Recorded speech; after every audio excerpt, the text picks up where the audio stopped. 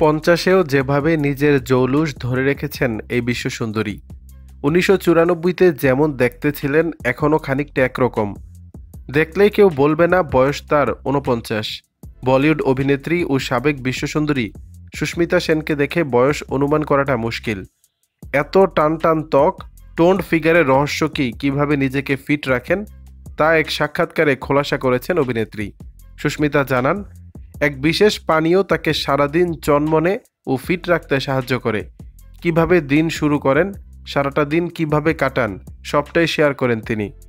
2023-এ tweet ইন্ডিয়াকে দেয়া একটি সাক্ষাৎকারে প্রাক্তন মিস ইউনিভার্স তার সকালের রুটিন নিয়ে খোলামেলা আলোচনা করেন। জানান, প্রতিদিন সকাল শুরু হয় এক গ্লাস গরম জল ও লেবুর রস দিয়ে। সাধারণত সকালে হালকা গান শোনেন তিনি। ধীরে ধীরে শরীর চর্চায় ঢুকেন।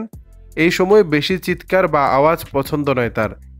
একই গান লুপে শোনেন, যা নাকি তার কাছে মুভিং মেডিটেশন হয়ে ওঠে।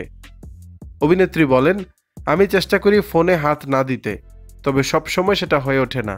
সুস্মিতা কিভাবে এত ফিট রাখেন নিজেকে? উত্তরে সুস্মিতা জানান, আগে প্রচুর ব্যায়াম করতেন, কঠোর পরিশ্রম করতেন, ঘাম ঝরাতেন। প্রথমে 1 ঘন্টা ওয়ার্ম আপ, তারপরে 2 ঘন্টা এক্সারসাইজ ও তারপর 30 মিনিট কুল ডাউন।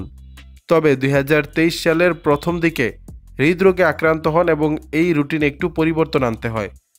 এখন তিনি হাঁটাহাঁটি, যোগব্যায়াম এবং স্ট্রেচিং করেন সকালে ওঠে। তাহলে কি ব্যায়ামকে বিদায় জানিয়েছেন Susmita?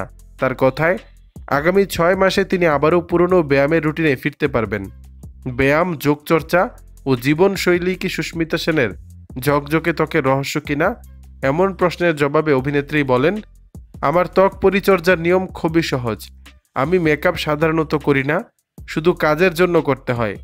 Cleansing milk, toner, moisturiser এবং সানস্ক্রিন ব্যবহার করি। তিনি জোর দিয়ে বলেন, সানস্ক্রিন ব্যবহার করা অবশ্যই জরুরি। দর্শক, বিষয়টি নিয়ে আপনাদের মতামত জানাবেন নিচের কমেন্ট বক্সে।